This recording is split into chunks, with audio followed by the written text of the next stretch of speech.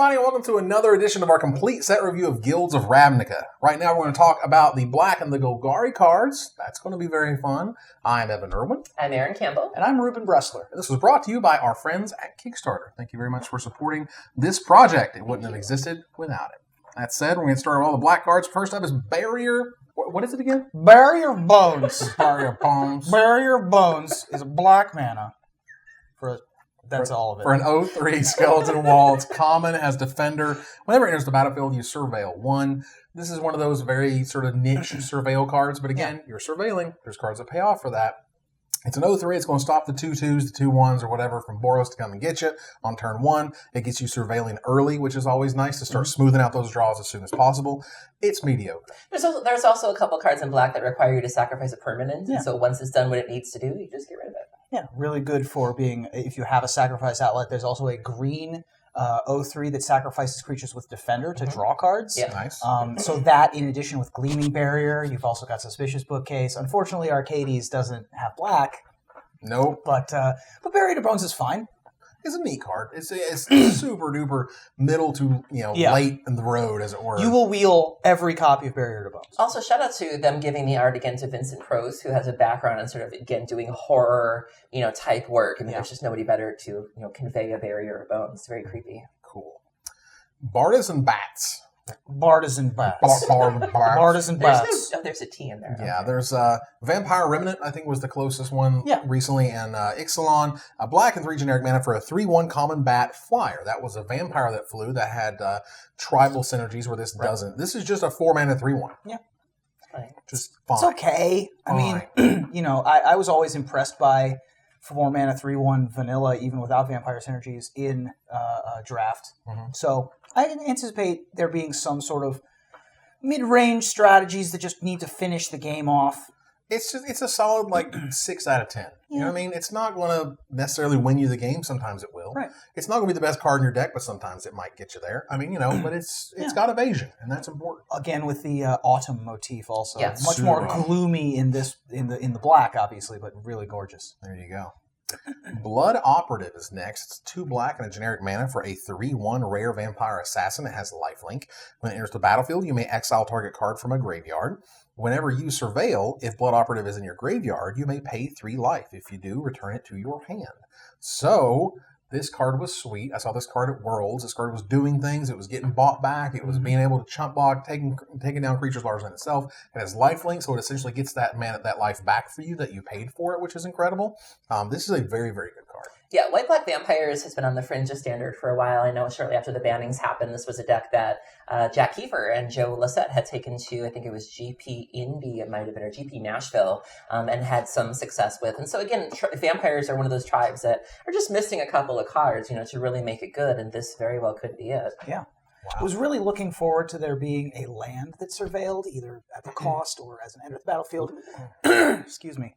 Land Surveil 1. Yeah, Land Surveil 1 or pay 5 and tap, some overcosted ability to be able to surveil whenever you wanted without costing a card. Right.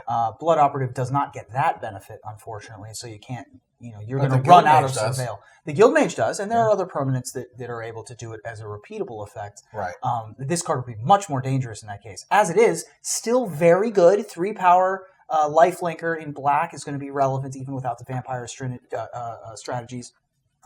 Just a good card. Also really good to, I've mentioned throughout the show that, when you surveil, sometimes you surveil things you didn't want to. You're doing any sort of discard, sometimes this might end up there and you're like, oh, I'd really like to get that back. In a dedicated surveil deck, this can do a reasonable, a Bloodghast or an Icarid impression of, you put it in there, and if you're just going to keep surveilling anyways, get it back. Really interesting in the mirror, if you play Blood Operative against Blood Operative and exile opposing Blood Operatives and start doing that dance, We'll get rid of their Jumpstart cards, for example. Sure. This card, that line in particular, when it enters the battlefield, you may exile target card from a graveyard. That is very specifically put there. Yep. That to me is very much a play design or a development type addition where it's this card needs to do just one more thing because of X, Y, or Z, such as in the mirror, you wanted to have some way to stop this card from being ridiculous. Right. And that's a way to do it.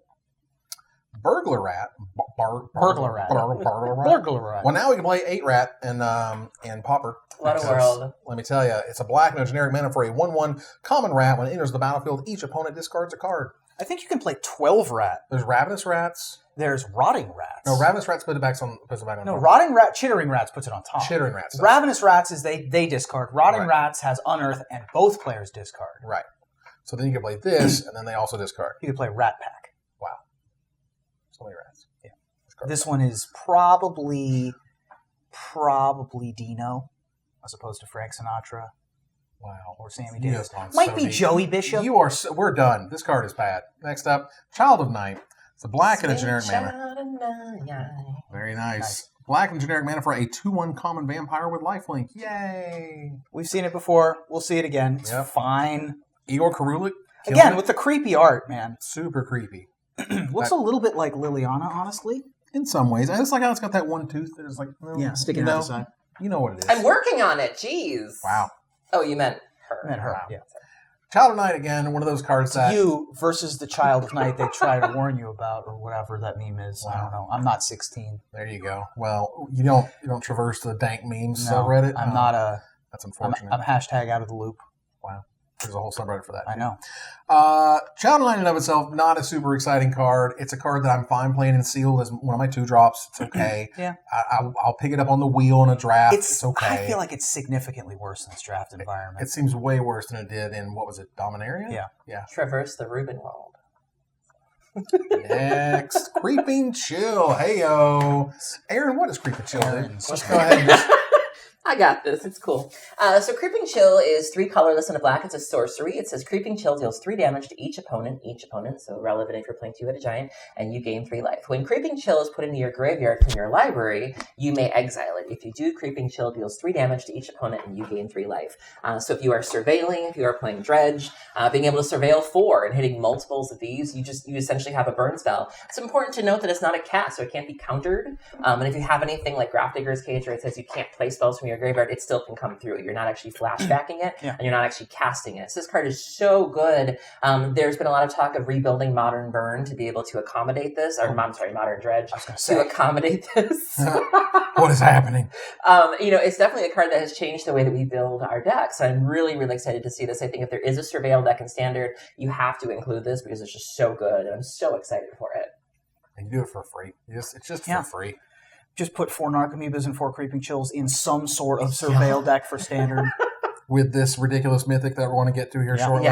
Yeah, seems pretty good. We'll get to that. This is a card that probably is not very playable unless you're in the Surveil deck. Right. Much more playable in draft because of that. You can craft your card, you can craft the mechanics that you're using. Sealed, you better have a whole bunch of Surveil before you play this thing. Right. Just saying, you better have a whole bunch. Dead Weight is next. It's great. It's 1 black for a common enchantment aura. Enchanted creature gets -2/-2. Card's good, has always been good ever since it was first printed in Innistrad.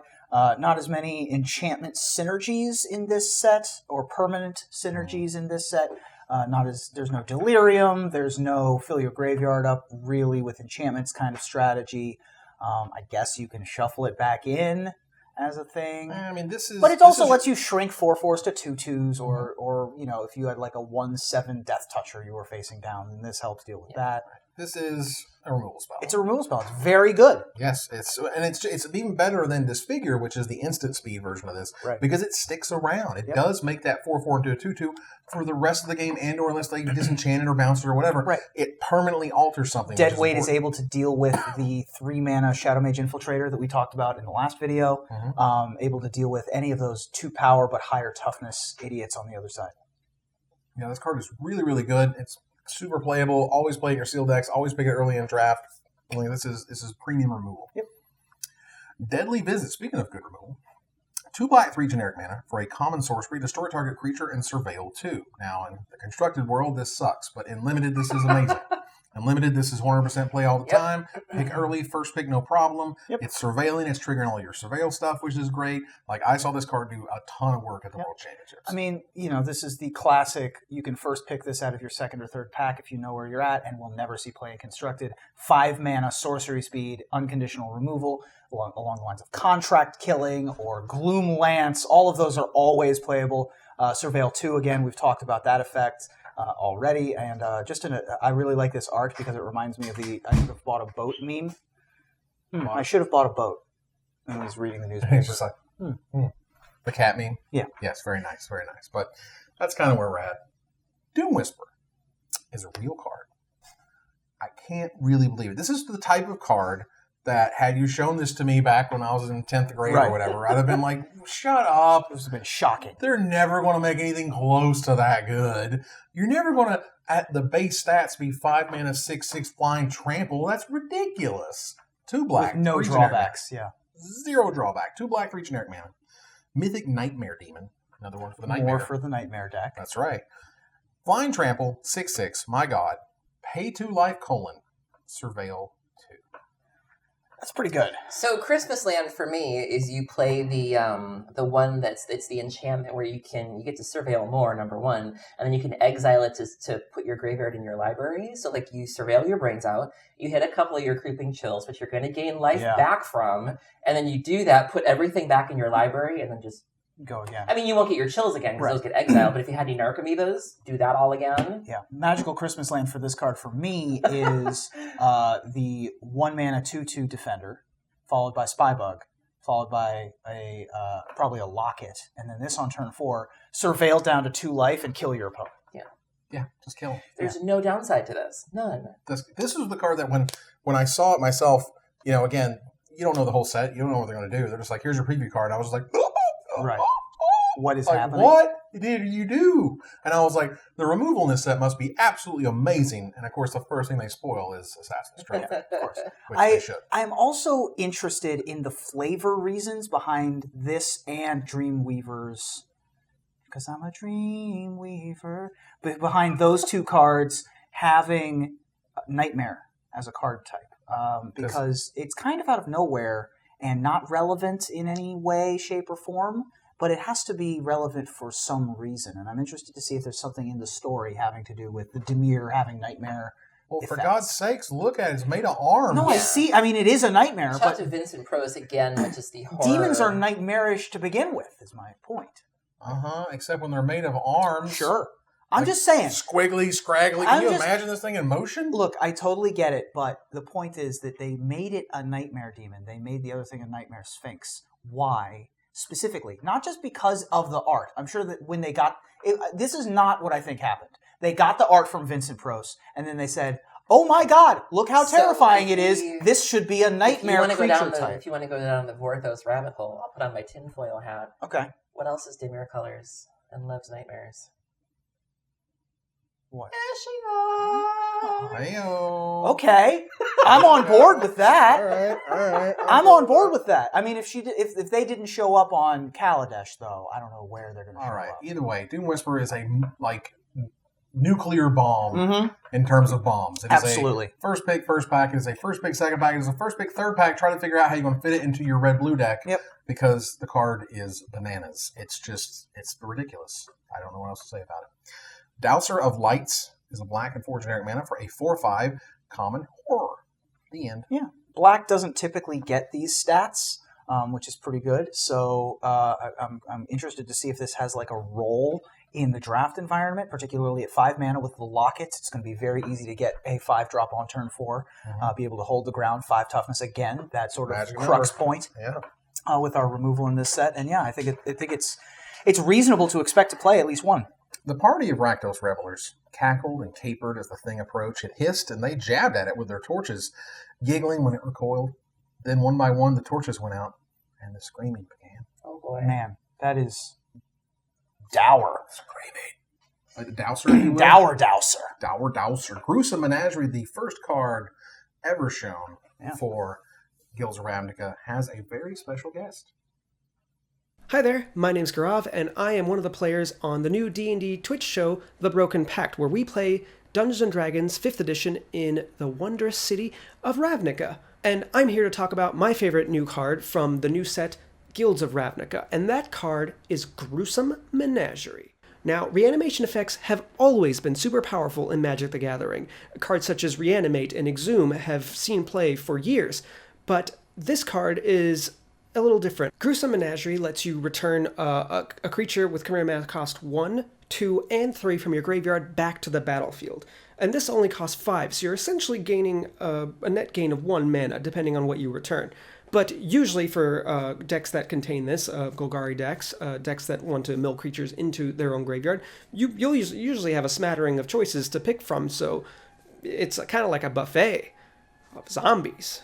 Now, one thing to consider is that you get to choose in which order that these creatures enter the battlefield, which I'm sure there is a combination of creatures that is printed already or will be printed in Standard that will make this card much better than it actually looks. But I love this card. The art of 3 disgusting zombie hands rising out in unison from the grave to serve their new master is a great illustration, and to top it off with that amazing flavor text. Variety is also the spice of death. Variety is also the spice of death. Ooh, that's beautiful. That's beautiful, and I love it. And I can't wait to build a deck around this card. Well, that was your cohort. Yeah, that's my buddy Gaurav. Yeah, he'll be on the Broken Pact. Very nice. Well, Gruesome Menagerie is a really interesting card. This was, again, the first card that was accidentally spoiled at the very beginning. It is a card for 5 mana. It's a rare sorcery. You choose the 1, the 2s, the 3s. You bring it back. I believe someone had already mentioned that there is like some sort of Mondo combo you can do in Modern. Yeah, in Modern, at the very least, you've got Viscera Seer, Malira, or the other one, the Vizier Potions, or right, whatever it is, and Kitchen Finks, right, to be able to gain you infinite life. How dare you? What? How dare you? How dare I what? That's an offensive use of this great card. You want to bring back, like, Carrion Feeder and Bloodghast and Prized Amalk.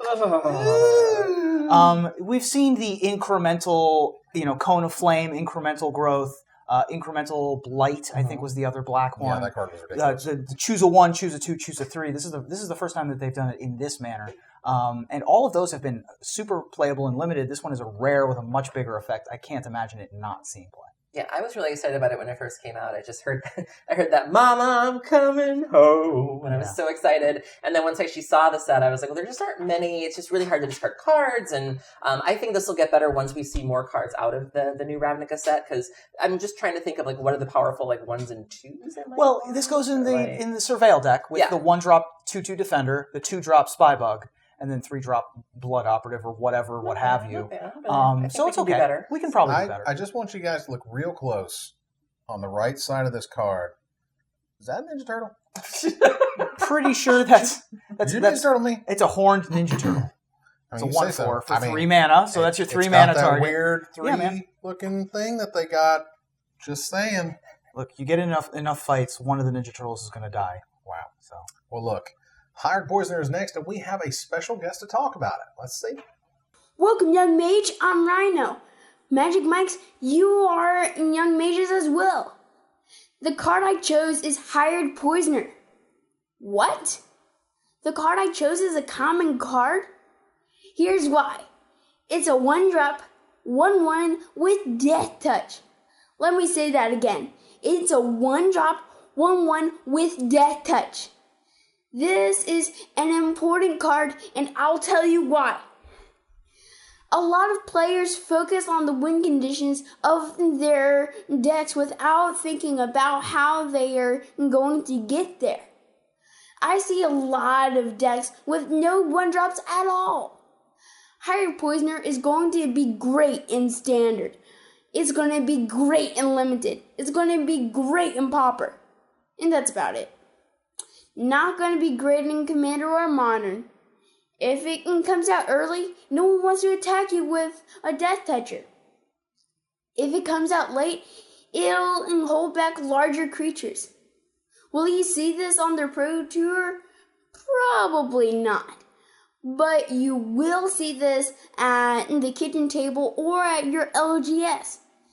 It's a solid card. It lowers your mana curve and gives you a decent threat.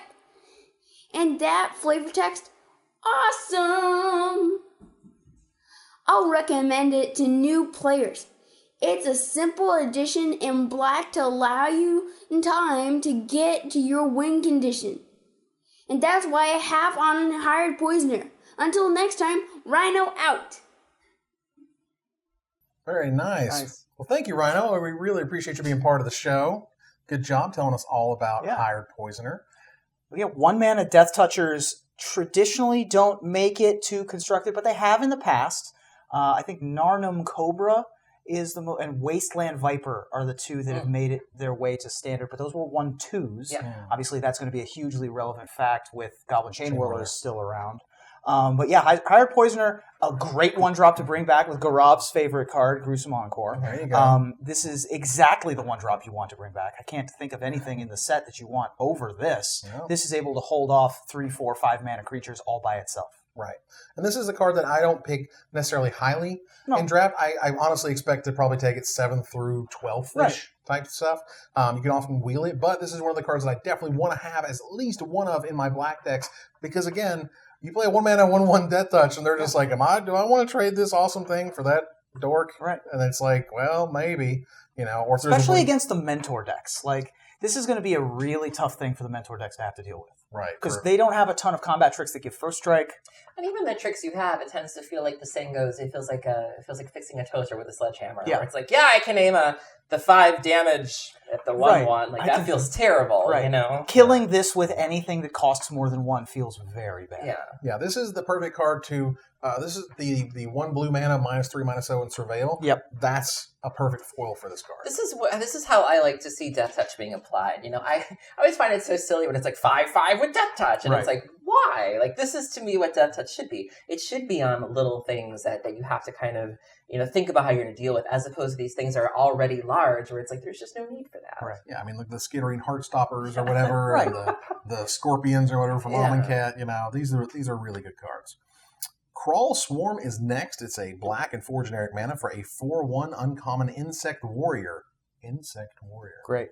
Well, the Crawl that's what they are. You have to learn to walk before you can crawl. Wow. Swarm. Flying, 1 black, 2 generic mana, discard a creature card, return it from your graveyard to your hand. Big fan. Yeah. 5 mana 4/1 flyers. That don't die. Right. That keep coming back because you draw your 1/1 Death Toucher and it's not that good at that part of the game. I'll turn it into a 5 mana 4/1 flyer again. Yeah, good card. It's a good way to end games in your sort of more control-y black decks.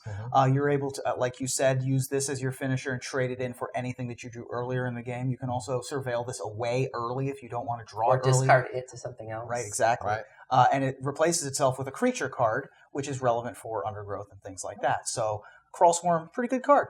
It's solid. It's not like amazing, but it's definitely good. It's splashable. It's playable in the gate decks, which I think is great.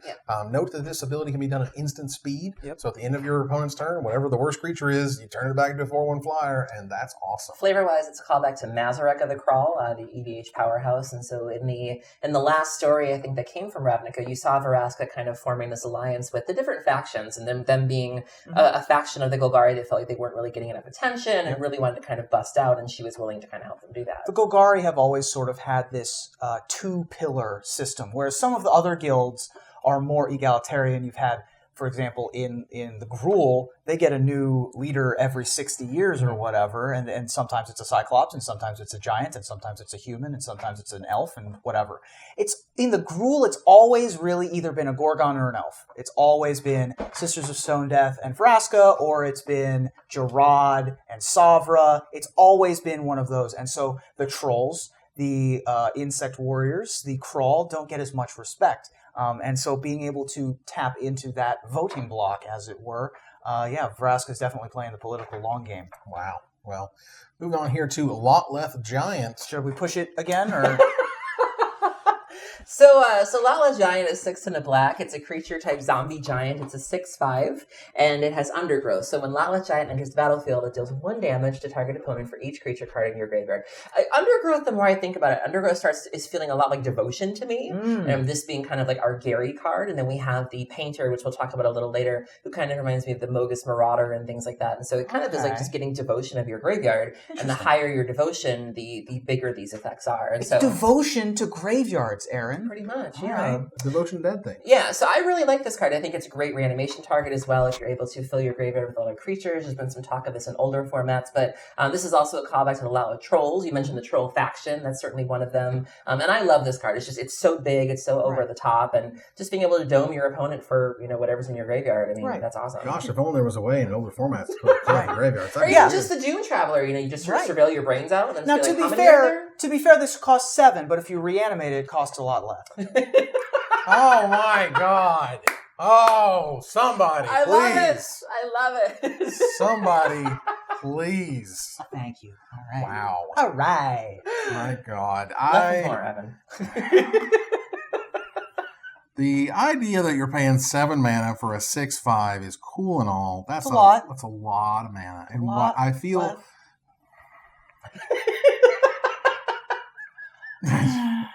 I'm sorry. It's I'll let okay. you It's okay.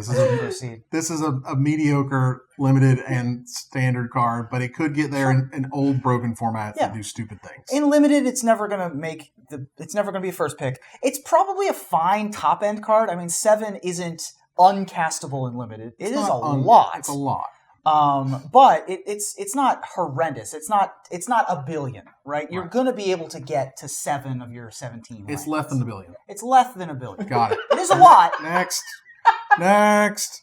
Mausoleum Secrets. I love this card. Oh my God. It's a black and generic mana for a rare instant with Undergrowth. Search your library for a black card with converted mana cost less than or equal to the number of creature cards in your graveyard. Reveal it, put it in your hand, then shuffle your library. Oh my God. It's instant speed tutoring. We ain't seen this in a long, long time. I think this is a trap.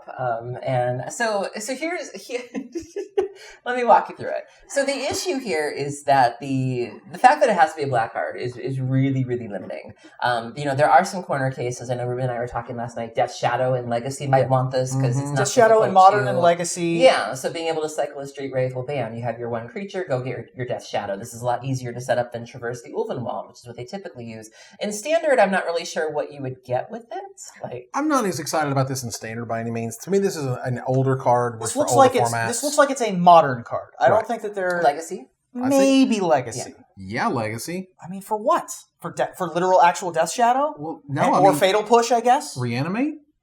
I guess it goes against Reanimate.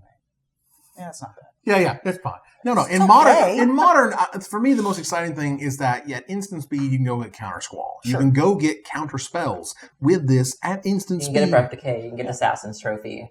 Vintage, you don't want this because you can just cast Demonic Tutor. Right. You can cast Vampiric Tutor. But again, if you build your deck the right way, instant speed tutoring is something we ain't seen in years. Sure. And the flexibility of getting multicolor cards is huge. I will say that even though I may not necessarily care for it, I do appreciate them going to that space, taking that risk and saying this is something we haven't seen in a while. Let's dip our toe in it and see whether or not it's working. And so I appreciate that at least. Now, before we move on, I do recall that there was some talk of this being the subject of a wager between you two. Yeah. Are you off it? Yeah. No. Oh no. I'm doubling down. Oh, yeah. Okay. Oh, you want 2 pies? Well, we're not doubling. It's not double or nothing. She's just backing herself up. Yeah. Oh, okay. So I'm already going to be the recipient of 2 pies to the face based on my prediction of Dreamcaller Siren, which I'll admit that was not great on my part, and Jaya Ballard, which may yet still work. But Evan has decided that it can only work in the first 3 months of its legality. That's the bet. Okay, well, that's the bet. Well, the good news for Erin is that she's on the correct side of this one because Mausoleum Secrets has to top 8 in the next 3 months as opposed to a year. That's right. Won't. Which it won't. You saw it here first. Pie bet, y'all. Mark it down. This card is terrific. I don't know in exactly what way it is, but it is. Great. That's the best. Just know that. Those are the best kind of wagers that I like to make. Just know them. Is unsure how I'm going to win them. I'm going to think so. I'm gonna think it. All right. And to go back just real quickly, for those who are playing this in limited, I don't think it's very good there. Probably not. Because it's kind of weird. Yeah. It's probably not terrible. It's probably fine. It's I mean, good it goes. late game. So this is really good in your Gruesome Menagerie deck where you have a bunch of dead things to go get your Menagerie. for example. Yeah, I mean, again, It's fine. it's value, Yeah. and once you reach a certain threshold, if you have a certain bomb, you're able to go get that bomb if it's black and whatever. Yeah. It doesn't seem unplayable, but it also doesn't seem very powerful. Yeah. You need to have a constructed deck where you know exactly what you're doing with this card to get the most. Not the rare you want to open. Mephitic Vapors is a black and 2 generic mana common sorcery. All creatures get -1/-1 until end of turn and surveil 2. So remember when we talked about them big butts and how they can't lie? Yeah. And how Demir has a whole bunch of them? And how the other people don't? Well, here we go. Yeah. This is able to knock off that 3/1 with Mentor very easily, gets rid of the 1/1 Death Touch that Rhino talked about earlier. Their butts are big because they're full of secrets. And they can't lie, So full of secrets because they can't lie. Wow. That's a Mean They Girls have to lie. reference. Yes. Just a good sideboard card. Probably don't want to run this card in your main deck unless it's really good against the Celestia 1/1 tokens and all that kind of stuff as well. I could see it as maybe a one of in your surveil deck. Sure. Like if you're like, I'm running everything that says surveil on it, Right. like this says Yeah, but then surveil you run on the it. risk of killing your Nerk amiibos. I mean, Darn. if you do that to yourself, then Then you've deserved you this. deserve it. You deserve all of it. It's fine. A middling to late pick in limited, arguably playable in sealed, just to see how Sure. effective it may or may not be. You can always side it out. Yeah. But there are token decks in Celestia that I do think this does good work against. Yeah. So there is arguments that, again, because Surveil exists and all the triggers and tokens exist and the possible upside of this is worth main decking. Midnight Reaper is a black and 2 generic mana 3/2 rare zombie knight. Whenever a non-token creature you control dies, Midnight Reaper deals 1 damage to you and you draw a card. This is the knight we're looking for Black-White Knights. This is the big addition from Ravnica for that deck. Interesting. Really, really good card. The Warpath Ghoul stats to begin with of the 3 power for 3 mana in black, and whenever a non-token creature you control, including itself, you get to replace it immediately. Just a really good card. Nice. Yeah, cards like this typically see play. I remember there was one in Cons, the Brain, it had the Morph. Grim Haru specs? Yeah, Grim Haru specs saw play. There are some sort of sacrifice effects in here. It wouldn't be hard to trigger this thing. And you mentioned sort of the Black-White Knight deck, which is put out in the Fringe's standard. I think it was 3% of the meta, according to MTG Goldfish, which has Ariel, the White Knight with Pro Black, the Black Knight with Pro White, and everything. And yeah, this would slot in really, really nicely with that. And not to mention the other creature type that this has, Zombie. which is Zombie, being able to get pumped by your the 3/2 for Black that was in the core set, as well as Death Baron. There might be a Zombie deck as well. Nice. I mean, it doesn't have the most synergy with History of Benalia. No. It does get pumped by its 3rd chapter, which is nice. And it pumps all the other knights that you're running, regardless of whether you have history in play or not. Including this one. Yeah. So that's nice. This card has a lot of potential. This feels like a very sort of calculated, scalpeled in card of we want this deck to exist. How does this deck, why does white black, knights not work? Right. It's because it doesn't have a lot of card advantage. Obviously, this isn't an early game card because it's a 3-drop and you kind of already have your things going. It's not a late game card, really, because hopefully by that point you've ended the game. This is more of a midnight card. This is a card, much like, and I'll give you a recent example because I've been drafting Rivals like crazy. I'm sorry. I know, right? Mausoleum Harpy is a card from Rivals of Ixalan that once you had the City's Blessing, if another creature died, it gets a +1/+1 counter on it. Right. So there was nothing more I enjoyed than to play the Harpy, get the Blessing, and swing out everything. I don't care what you're going to do to them.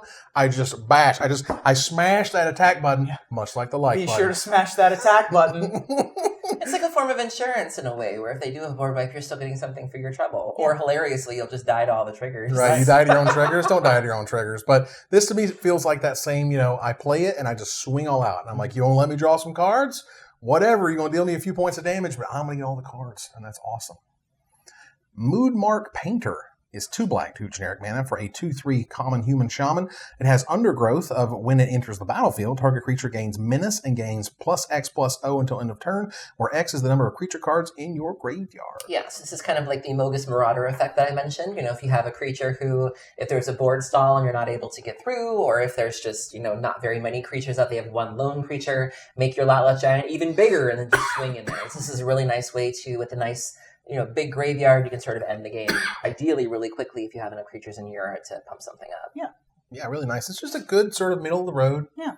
You can always target your flyer or something that has Intimidate or something along those lines as well. Right, and when you got all that tattoo stuff right there, that's big mood mark. That's the paint. That's the big mood. Big mood. Yeah, they've really been leaning on that motif with the Golgari. We've seen a lot more of the paint. We've also seen a lot of actual decay on them. Like you're seeing a lot of the characters have holes in them. So they've really been leaning on that side of the Golgari, which I like. And it's got those weird claw things. Claw ears. Multiples. Weird. Necrotic Wound is next. It's a 1 black mana uncommon instant that has Undergrowth. If target creature gets -X/-X until end of turn, where X is the number of creature cards in your graveyard. If it would die this turn, exile it instead. This is the one. Yeah, so the ability to exile something is very important, obviously, in a Graveyard Matters kind of format. They've been kind of playing around with the space for a while. We saw it in the core set. There was the one with the life gain, where they've been doing 1 black mana and however many life you gain. I really like that. I hope they keep playing around in this space and just sort of giving us that 1 mana removal. And again, if you have a really big graveyard for 1 mana, you can kill Aurelia. Or kill, even the Doom Whisperer if you get that big enough. I mean, just for 1 mana. You don't even need to kill it necessarily. If you go into combat and attack with your 3/3, and then your opponent's like, well, I have this Aurelia. All you need is 2 creatures in the graveyard to make it worth it. I think Necrotic Wound is the best of the Undergrowth cards in the set. I think that it is bound for standard play. Yep. This is going to be it's not the next Fatal Push, but it is very, very good. It's no Fatal Push, but that's fine because Fatal Push is ridiculous. And it scales with as the game goes on. It gets bigger even just based on the things that you're already doing. Presumably you're playing this in a deck that has lots of creatures in it, so that you're incentivized to trade. You get your Necrotic Wounds up to 4, 5, 6 cards. Just remember that whenever you look at a Magic card that gets better because you're just playing the game, that's an awesome Magic card. See, also Tarmogoyf. When it showed up, people were just like, you have to work for it. We gotta do work to make things happen. It's like, no, you just have to play Magic, and Necrotic Wound is great. Yep. So it doesn't necessarily have to kill it with Necrotic Wound again to get the value out of it. Never Happened. Interesting, we have a spell called Never Happened. That's never happened before.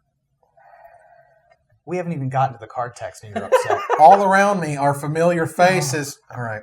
Black and 2 generic mana for a common sorcery. Target opponent reveals their hand. You choose a non-land card from that player's graveyard or hand and exile it. Wow. That's fair. I mean, sometimes you duress somebody and there's nothing really you want. Right. You're like, well, that was fun. You can keep all that garbage. But if you do see something in the graveyard and you're like, I don't know. I think you might have some shenanigans. I just don't want you to have that either. And so it's fine. It's not a complete feel bad when you whiff with Never Happened. Coercion effects are traditionally medium. 3 mana, get a card is not something you really want. They're good to sideboard into against certain control decks, but it's not something I'm happy to have in my main deck. Yeah. I mean, I wouldn't say that it's never happened that I've had them in my main deck. God. Oh. But it's certainly not common. Oh my God. Although this card is. Oh my God. All right. Well, look, it's cool in that it can hit both the hand or the graveyard.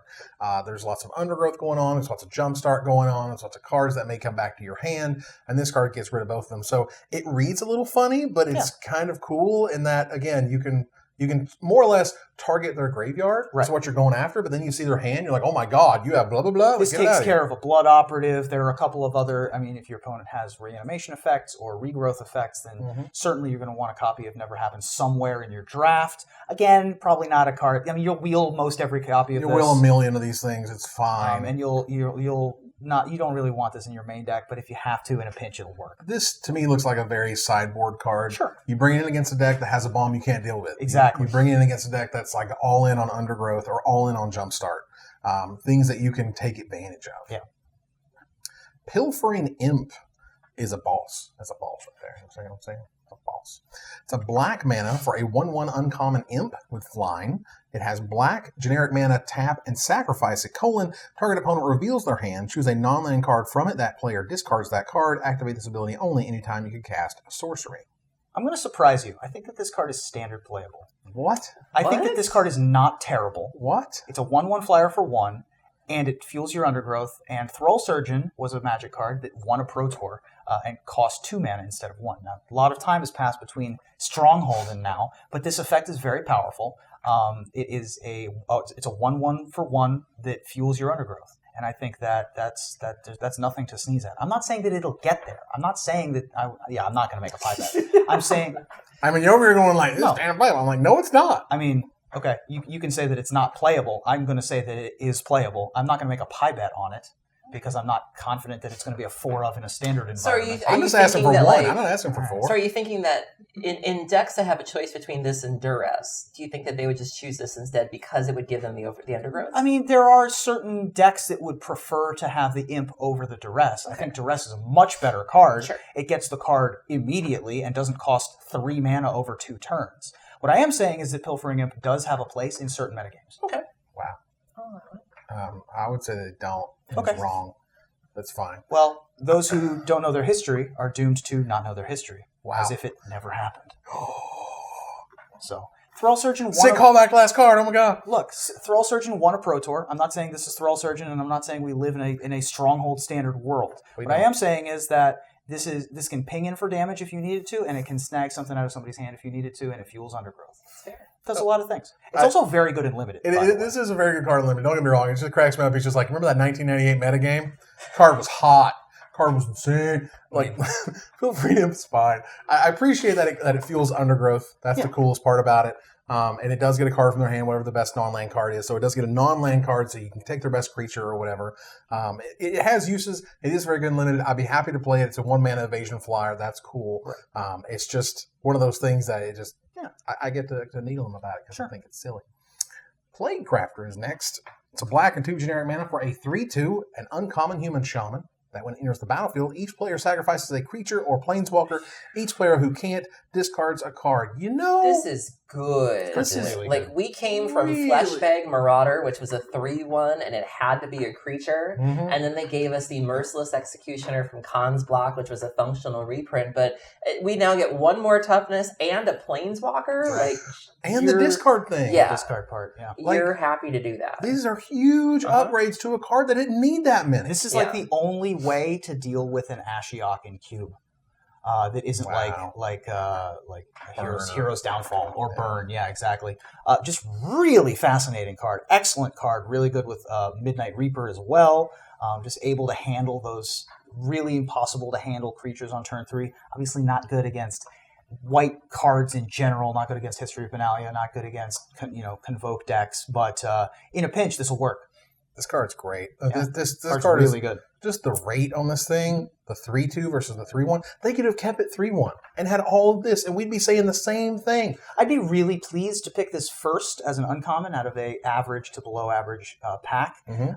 This is a really good start to any draft. It's going to be able to let you craft what you want to around it. Also particularly good with undergrowth.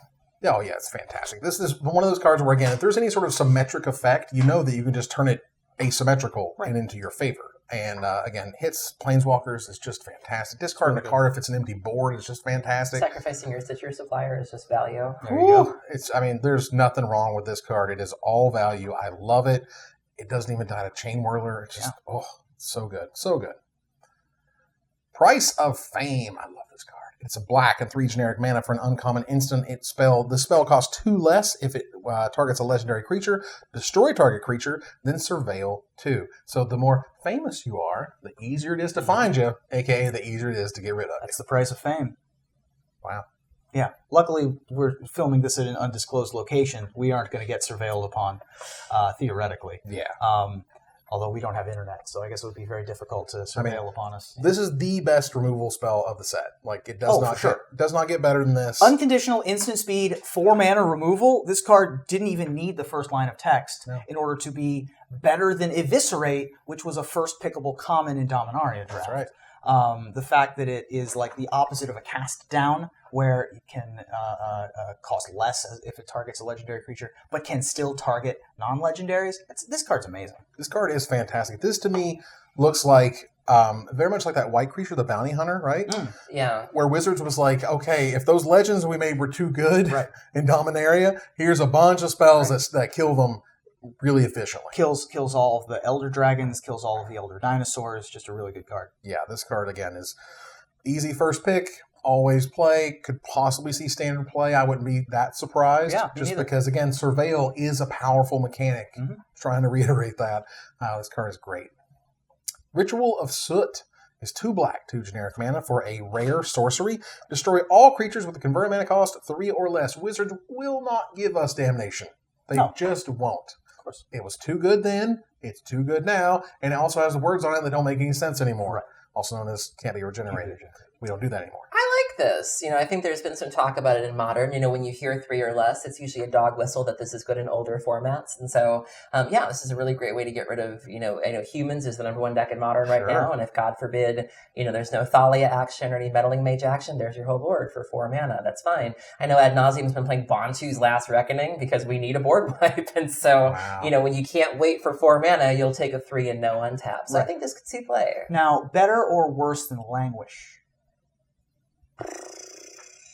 Well, Languish was all -4/-4. Well, -4/-4. But even then, it's like odds. So odds are that if it costs 4 or more, it's probably going to survive a Languish. Sure.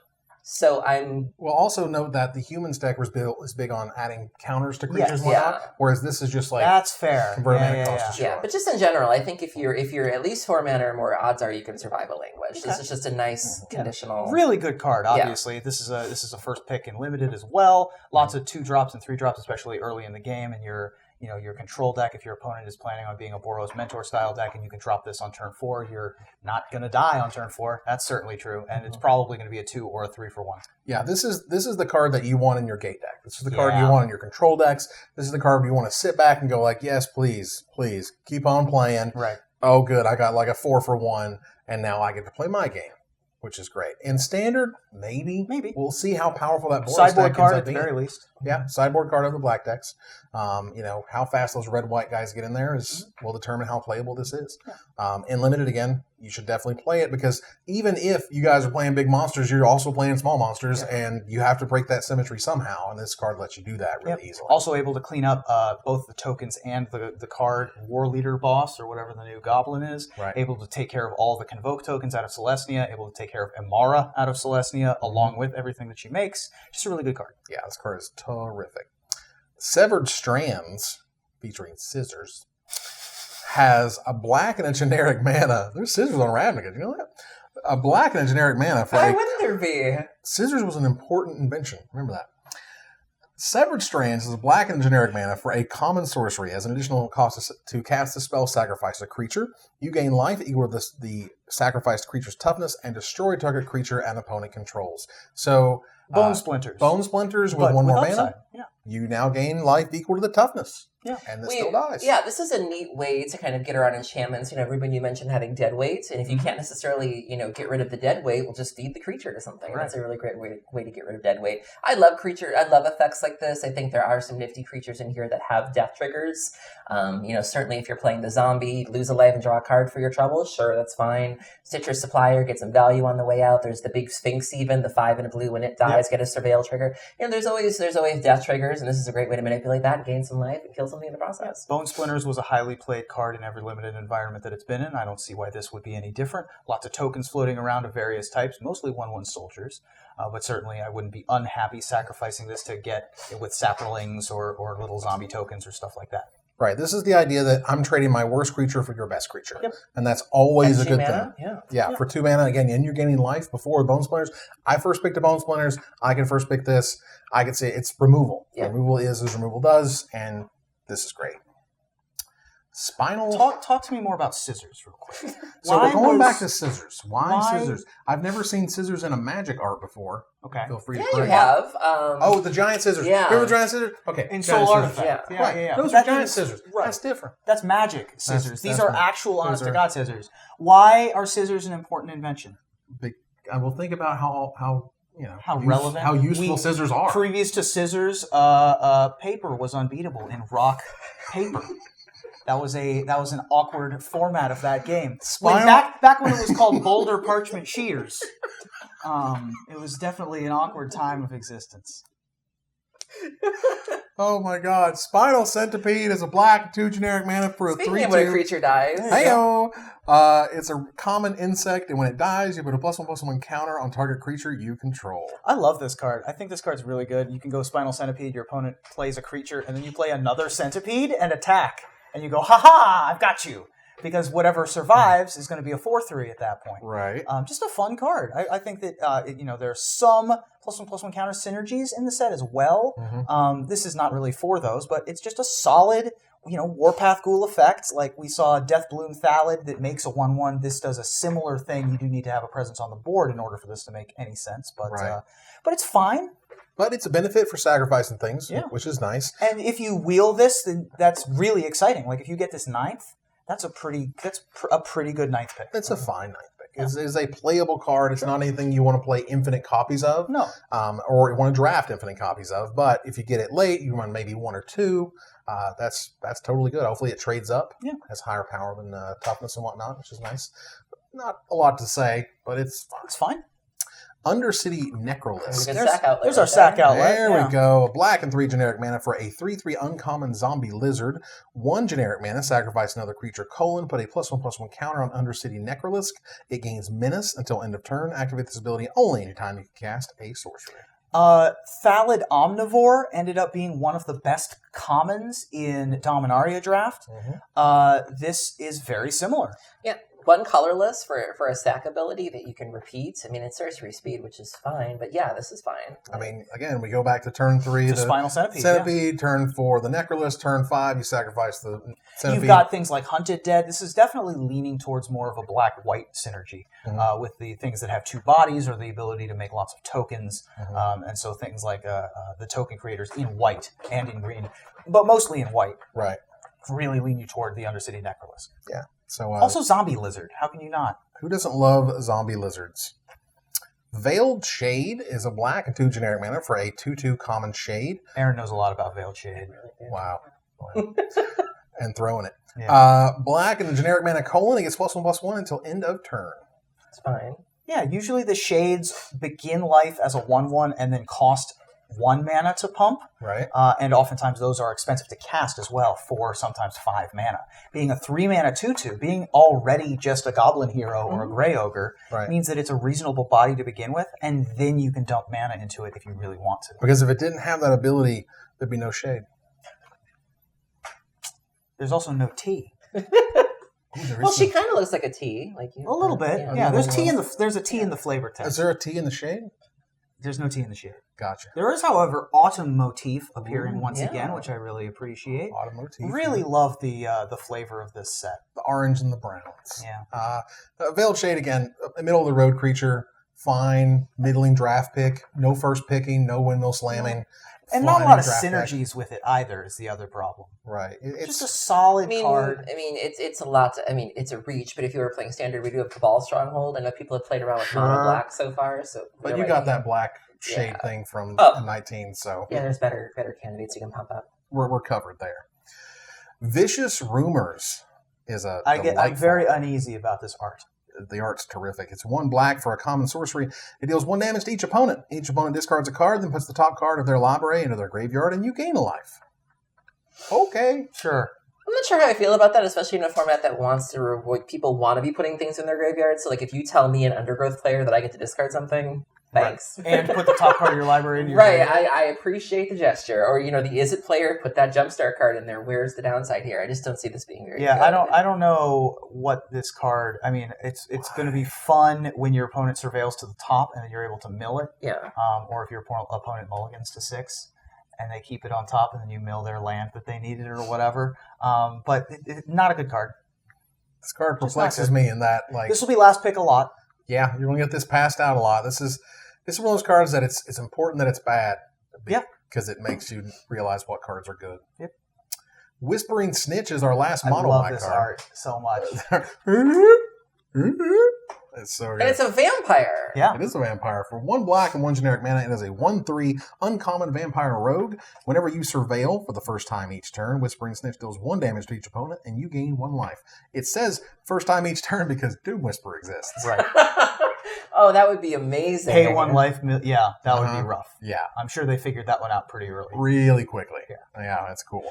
The card in and of itself, though, again, this goes in the Surveil deck. This is an uncommon. You're not going to get it every single time, but the Surveil triggers are awesome. They work every time. Really efficiently, honestly. I was really surprised by how good Surveil was, because again, it's not just you're getting this free ability off of it, you're also smoothing your draw. So you're ensuring gas while also just getting like random free upsides. Yep. And so this card again, it's what you want in the Surveil deck. Yeah. It stops the early beats, it gives you advantages. And it's later. inevitability if you need to get somebody down the last couple of damage. And that face. That face is amazing. I'm imagining that noise because I'm an adult. All right. Moving here to the Golgari cards, we got to start with a very special guest for Assassin's Trophy. Hey everyone, I'm Sam Tang. Much thanks to Magic Mike's for having me on to talk about one of my favorite cards in Guilds of Ravnica, Assassin's Trophy. I love this card so much. At instant speed for 1 black and 1 green, you get to destroy a permanent your opponent controls.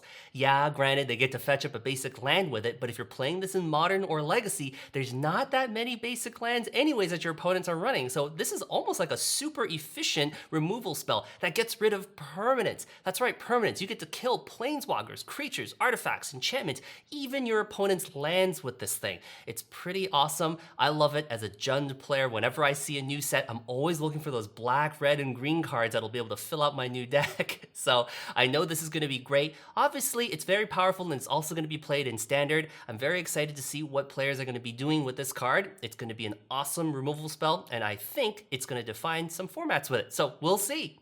Awesome. Well, thank you very much, Sam, for being part of the show. We do appreciate it. And I felt like literally day one, I'm like, this is the best card in the set. Yeah. And this is still the best card in the set. Yeah, I mean, this has huge implications for Modern in terms of Jund. Jund doesn't leave home without some number of abrupt decays. And that's really the big talking point is, whether or not we need that uncounterable clause on abrupt decay, or whether or not it's worth it more to just sort of go along with it. And this destroys anything. Legacy Storm has been known to splash for green for abrupt decay to deal with hate cards. And, Dredge certainly, has to deal with hate cards. And when you have to deal with hate cards, you run into this weird mini game of like trying to match your answers to what they have. So there's nothing worse than bringing in an Ingot Chewer and they have an enchantment, or they have Containment Priest and you brought in a Wismare and you're like, well, damn. And so, but being able to just do this, just packing 4 of these and like it frees up sideboard space for you. So there's legacy implications. There's also talk of it pushing Bug back into the limelight in Legacy. The Sultai decks, the Shardless decks aren't seeing a lot of play anymore. So this could make a huge impact in Legacy, certainly in Vintage. There's been a Team Lethal deck floating around in Vintage as well. Modern, there's been a lot of talk of what this could do for, everybody hates Tron right now. So, this is a really clean way to answer Tron at 2 mana, sure. These are formats, like Sam said, where people aren't running a lot of basics. There's no downside there. Obviously, in Standard, there's going to be some reason for this. You can search it up with the Mausoleum secrets if you need to. And just the story implications, really seeing the scope of Vraska's power, that she could destroy Astheria, who was the leader of the Azorius. Like, what a good way to start out starting out the set with a bang of here's the leader of the Azorius, and she's dead. Wizards, please, and this is also just for sales reasons, start off all preview seasons with the best card in the set because it makes people go insane. Yeah. What you're seeing is what would have happened if they had printed Path to Exile as rare. Yeah. Literally. It's a $32 uncommon rare right now as a pre-order, which is insane. Pretty unbelievable. It's also a story card, as you mentioned. This is what we were talking about with Guild Summit, with the Planeswalker watermark. Obviously, this happened after the Guild Summit. Potentially, yeah. Probably didn't work out. Potentially, true. We don't actually know. Maybe she gets unstoned. Who knows? Some friends of mine will argue that can't happen. Right. People were asking, how there's like the shortcuts, nicknames of like Decay that, Path that, Sorts that. Do you turn that into a trophy? Is that what it is? Trophy that? Yeah. Hanging on your wall? Maybe. I can see that. This is... It's one of those you can't believe it. At least if you've played Magic for a very long time, you're used to what they're giving you. You're used to Abrupt Decay being really exciting. And they're just like, here's 2 mana, and the first 3 words are destroy target permanent. You're like, what is happening? The Cat in the Hat Instant movie. Speed. Anything? Instant speed. Planeswalkers, lands. I'm going to have a ton of fun when there's a 4-color control deck that has no red in it, and one player has a Teferi. And then the other player plays their Teferi, but you destroy it with the 2 untapped lands, which you use on Assassin's Trophy, which is pretty adorable. Yeah. Oh, it's fantastic. There's just no downside, really. You're giving them a land, and that's the thing, but whatever you're destroying was worth that land. Right. It doesn't matter because it was worth more than them having another land. If I get rid of a land. Leyline of the Void and you go to Plains, okay. Yeah. You got me? Yeah. Sure, whatever. Like, we have reached a new watermark in Magic. And it's cards like these that I know Wizards is very hesitant to print because it is a watermark. Because now this is the best removal ever made. It also has a watermark. It also has a watermark. Don't go chasing watermarks. Wow. Just stick to the empty text boxes that you're used to. Wow. Charnel? Charnel. Hi, y'all. Charnel Troll. Charnel Troll is by green, black, and coast, man. He tried to go French with Charnel Troll. Charnel, if you will. The new scent from Charnel, number 5. Charnel? Sure. Charnel Troll. Green, black, and generic mana for a 4/4 rare troll with trample. At the beginning of your upkeep, you exile a creature card from your graveyard. If you do, you put a +1/+1 counter on it. Otherwise, you sacrifice it. Black, green, discard a creature card, put a +1/+1 counter on Charnel Troll. I wanted to like this. Okay, That's I not went good. into this with an open mind. Here's my issue. It seems to run counter to what Undergrowth wants to do. So Undergrowth is telling you that you need to have this critical mass of creatures in your graveyard. But this thing is then eating the creatures in the graveyard. And I understand that you have the ability to refuel. So it's eating a creature, but you can also pay green-black to put another creature back, though. Yeah. But you're still, like, pushing and pulling. Like, you're still going in this weird direction. He's hungry. Like, right, you're still going in this weird direction. He's a big old chonker. I mean, I do think it's a good card, though. Like, I think if you're... I think if you're not too concerned with meeting the Undergrowth requirement, I think this is fine. Like, it's a 4/4 beater for 3. Yeah. You probably aren't going to play it on turn 3. Like, I think it requires some setup. It's a good mid to late game. Well, if you have Stitcher Supplier, you can probably feed this. Right. So, I mean, some Surveil stuff on turn 1 or 2. It's a fine way to close out the game. Maybe Oh Lord, he coming on turn 3. Wow. Look. But it can close out the game very quickly. A 4/4 trample, which gets bigger and bigger and bigger, you need to deal with it. Yeah. But it just pulls you in different directions. Absolute unit. Absolute unit. I'm in awe of the size of this lad. Wow. This card, first of all, I saw this card at the pre-release. I thought this card was like literally unplayable. The card ran the game it was in. Sure. Like just destroyed. It reminds me a lot of Grim, actually. Sure. But putting that trigger on the stack, discarding a creature, and then exiling a creature, you just have a 6/6 trampler all of a sudden on turn 4 with 2 open mana. Like it was stupid how good this card was, just crushing people's face. So as much as I want to go, wow, there's too much drawback, it's not good enough, blah blah. Between Surveil and all sorts of stuff, between the Stitcher Supplier and their ability to mill yourself like crazy, it gives you its own enabler on top of it. So like Wizards tried just to put these sort of backup plans on top of these creatures, because if all of your creatures are in your hand, you can still discard them. Yeah. This card very well may be real. It may be. I mean, the problem is that, again, it's a 3-cost 4/4, but it doesn't do anything when it comes into play. It doesn't do anything when it dies, and it also costs you resources to pay its upkeep. So if they let it live, and then you do the thing, you're still paying for it, and then you attack with it, and then it just dies. Right. That's a problem. So it's possible. And the games in which it's good, it's going to be very, very good. And the games in which it's bad, it's going to be pretty bad. Yeah. This is a late game card. It's not an early game card, even though it looks like it. And constructed, maybe. Yeah. Depends on how you're able to kind of make it turn run. 3 is the mid game in standard, anyway. So. Yeah, geez. But in limited, again, you play this late. This card can take over the game if you don't have any more Undergrowth cards left, or you're looking for something big to end the game. This will end it for sure. Erstwhile Trooper is a black, green, and generic mana for a 2/2 common zombie soldier. Discard a creature card, it gets +2/+2 and gains trample until end of turn. Activate this ability only once each turn. I like this, particularly in sealed. I can't say whether it's going to have any standard play, but I think it's a fine Undergrowth enabler. I think it does what you want it to do. You want to be able to put creature cards in there. It gives you the 2/2 trample. They've regulated it so you can't go ham and just discard everything. Right. I wish, but I think it's fine. I think it does what you want it to do. It's fine body on it. 4/4. It can be a 4/4 with trample for 3. Yeah, fine. And that's good. It's decent. I mean, I don't hate this card. It's not something that's going to push me into black green. I'm more interested in the flavor. The Erstwhile are a creature type, not really a creature type, but a group of people who haven't been referenced in the storyline since the original Ravnica. We didn't hear from the Erstwhile in the Return to Ravnica block, I don't think at all. The Erstwhile are very, very old, and interesting to see them make a return and see how that works, because I thought they were Orzhov related. As opposed to the bodies of dead people. I was thinking they were spirits of dead people. I would need to talk to my Vorthos experts on that. But they're rotten of body and outmoded in dress. Well, yes, because but they're very unfailing in royalty. It's got a nice house. I like that. Find and Finality is the rare split card for Golgari. Find is 2 Golgari mana, 2 black, 2 green, or any combination thereof, for a rare sorcery that returns up to 2 creature cards from your graveyard to your hand. Wow. Or Finality, black, green, and 4 generic mana, a rare sorcery. You may put 2+1/+1 counters on a creature you control. Then all creatures get -4/-4 until end of turn. So this is the rare one. Yeah. And it's the first one we've had that isn't instant/sorcery. These are both sorceries. Yes. Which is confusing as hell. Nice. Nice. But Find is dope. That is 2 mana, draw 2 cards in a lot of scenarios. And then it's a 6 mana. And then it's a 6 mana. It's 2 raised deads. 2 raised deads on 1 card. On 1 card. For so the same mana cost. It's for the same mana cost, but 1 less card. That's card advantage. And Finality is a Wrath in a limited format. This is a great card. Yeah, it's a terrific card. Like in limited, this is an amazing card. Easy to first pick and say, you know what, let's try to go Golgari. If we don't, it's okay, and we'll go Celestia. If it's not, we'll go over here to Dimir. Because Find is still fine.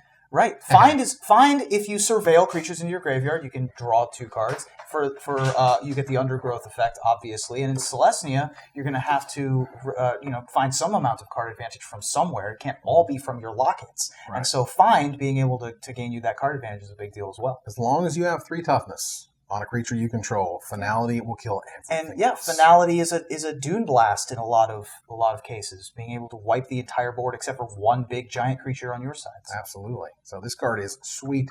Pick it and play it often. Glowspore Shaman is next, and we have a special guest. Nice. Hello, Magic Mikes. This is Ashlen from twitch.tv/Ashlen_Rose. I do a lot of Magic cosplays, and you've probably seen some of my stuff on the Professor's videos or game nights and whatnot. There's a lot. But I'm also part of the cast for the up-and-coming D&D series, Ravnica the Broken Pact, which Ruben is also part of. And so I thought, what better card to talk about than the card we received as our preview card when we announced the show, Glowspore Shaman. Which is a 3/1 elf shaman that when it enters the battlefield, you put the top 3 cards of your library into your graveyard and put a land card from your graveyard on top of your library.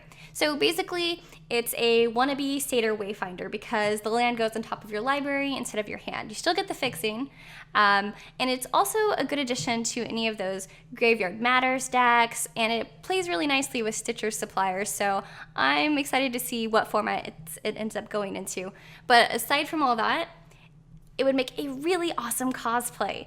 The artist, Lars Grant West, did an amazing job capturing that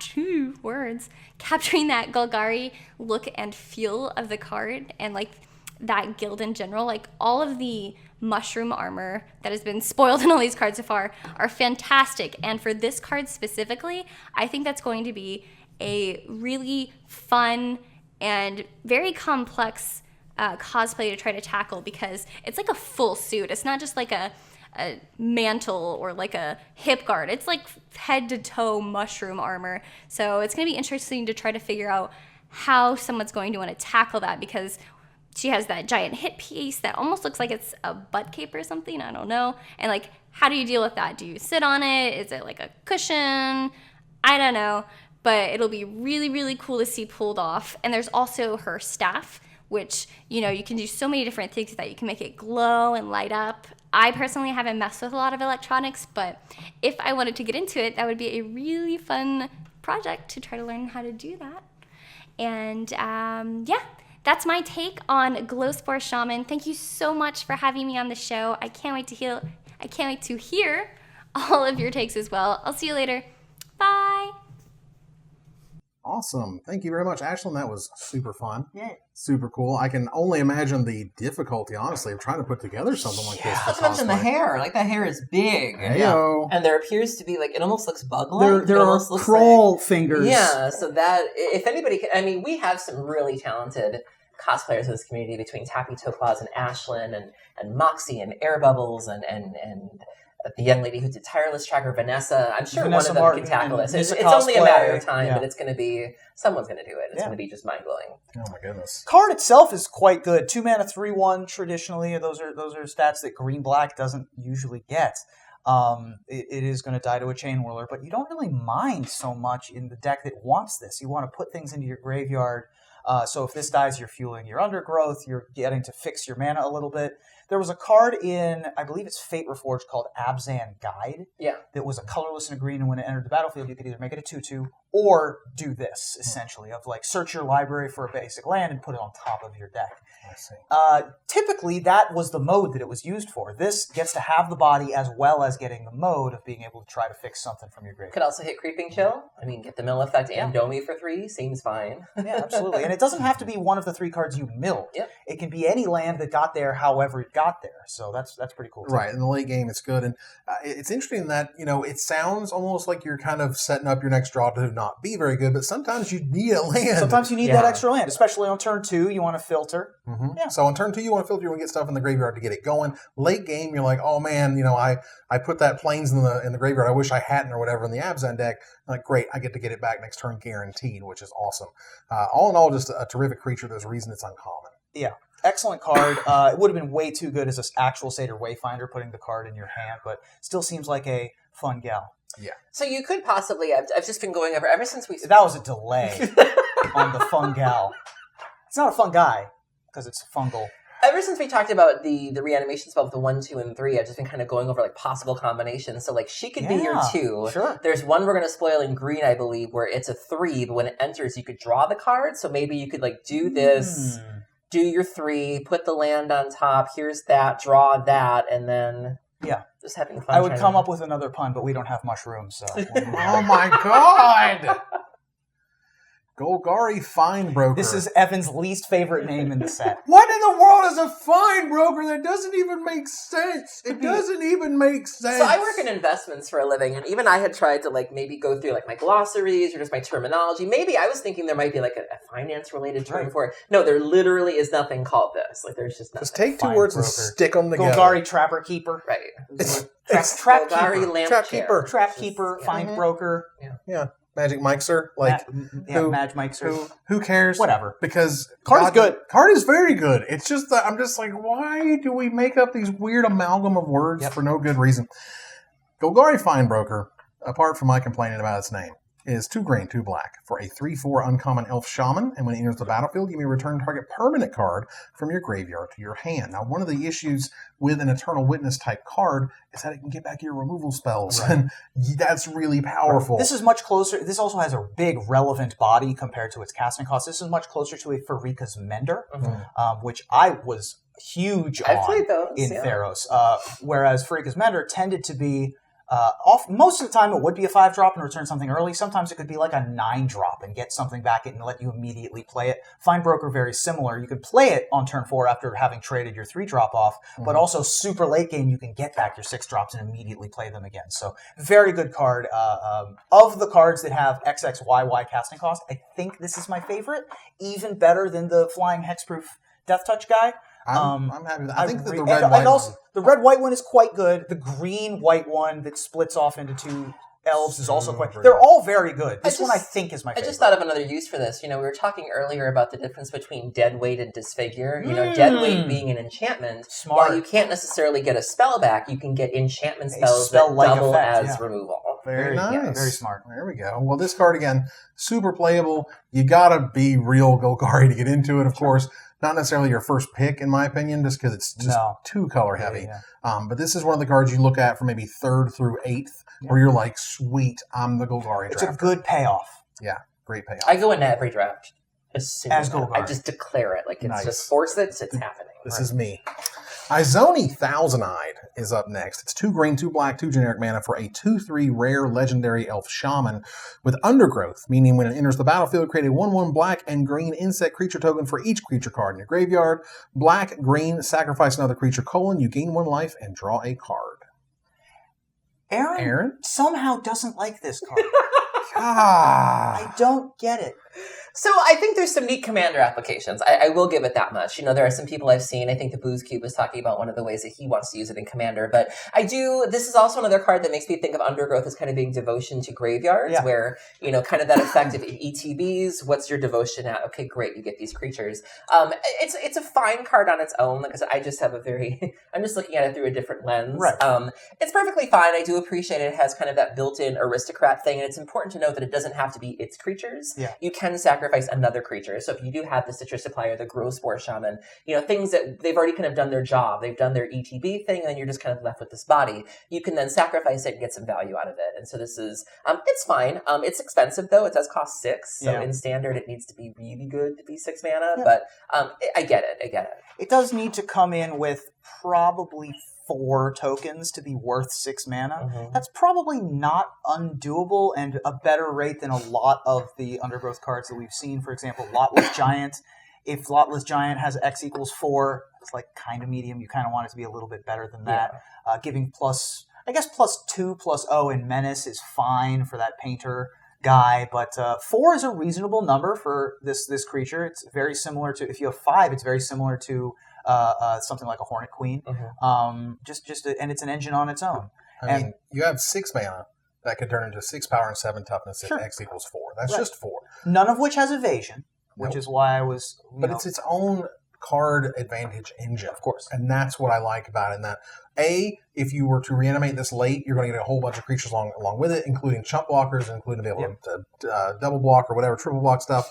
But also you're able to gain life and draw cards from the things that it's making, which I just love. I think that card's and again, really neat. Calls back to the power struggle between the elves and the Gorgons that are within the Golgari. This is, of course, the opposition party at this time. Or if you're able to somehow manipulate the ETB triggers. One of the things I used to love, I played Sidisi with back in the day, and if you had Hornet Queen, you were able to ETB Hornet Queen, and if God forbid she died, if you reanimate her, trigger, and so you could just sort of get obnoxious with the insects there. Sure. If you had ways to, use your Fine Broker, and you get her back, and then do it again, and so, the ability to come back and then the ETB every time, or if there was any blinking that could happen, insects could get out of hand. Yeah. Right. This is a card that I think is costed very specifically in that it's very powerful. Yeah. And it's just a 2/3 for 6 mana or whatever, but it could get pretty ridiculous, particularly in the late game. Limited, this is a card I would definitely build my deck around. Yeah. If I can make it work, I want to make it work. Sure. And draft, not necessarily my first pick, but again, this is my 3rd through 8th. Oh my God, I'm the only Golgari drafter. I mean, I'm not horrendously upset if I first pick this. Not horrendously. It does lock you in harder than anything else. Not only is it black, green in the casting cost, but also the ability is black and green. Right, Undergrowth. So it's going to be a tough one. Yeah, you really like, all right, this is what I'm doing this draft. Yeah. That's that kind of pick. Molder Hulk is next. A black, a green, and 7 generic mana for an uncommon fungus zombie. It is a 6/6 with Undergrowth that costs 1 less for each creature in your graveyard when it enters the battle. Okay. You bring a land back. That's what Aaron wants. That's what I want to be doing. Yeah. So this is basically it's sort of like Gurmag Angler in a way, and there's definitely a lot of discussion happening as to the 1 additional mana is worth it, because you are never going to pay full price for this. If you are, you're doing something wrong with your life. But this is a really, really exciting card. There's been some talk about this in Vintage specifically, possibly in other formats as well, but mainly Vintage. I'm excited about this in Standard. This is what I envisioned Undergrowth doing, kind of sort of more broken things, of really just sort of, making it worth your while.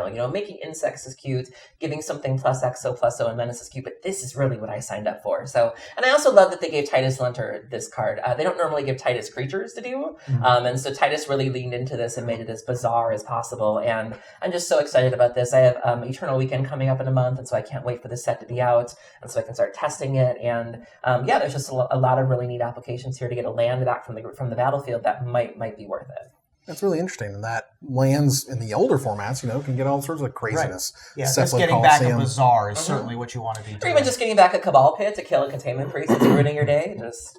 Nice. I mean, again, this card it's going in your green-black deck. You hope that it has X equals 4 or higher, so it can be somewhat reasonable. Right. X equals 4 means this is a 5 mana 6/6, which is fine. Has no trample, has no evasion.